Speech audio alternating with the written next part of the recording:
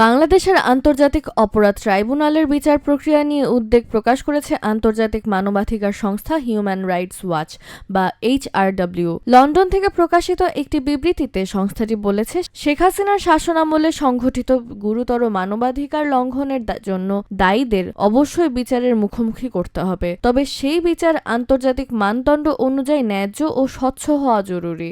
HRWর দাবি, তারা ট্রাইব্যুনালের 1 ডজনের বেশি মামলা পর্যবেক্ষণ করে তদন্ত ও বিচার প্রক্রিয়ায় একাধিক ঘাটতি পেয়েছে।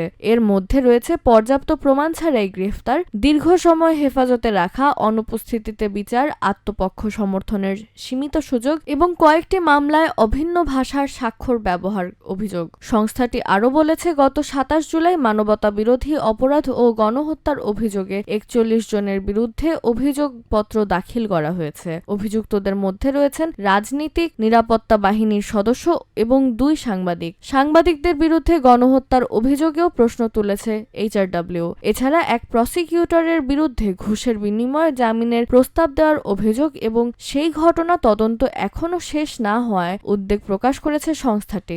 সবশেষে গুরুতর অপরাধের বিচার যেন আন্তর্জাতিক মানদণ্ড অনুসারে ন্যায্য, নিরপেক্ষ ও বিশ্বাসযোগ্যভাবে সম্পন্ন হয় তা নিশ্চিত করতে বাংলাদেশ সরকারের প্রতি আহ্বান জানিয়েছে হিউম্যান রাইটস ওয়াচ।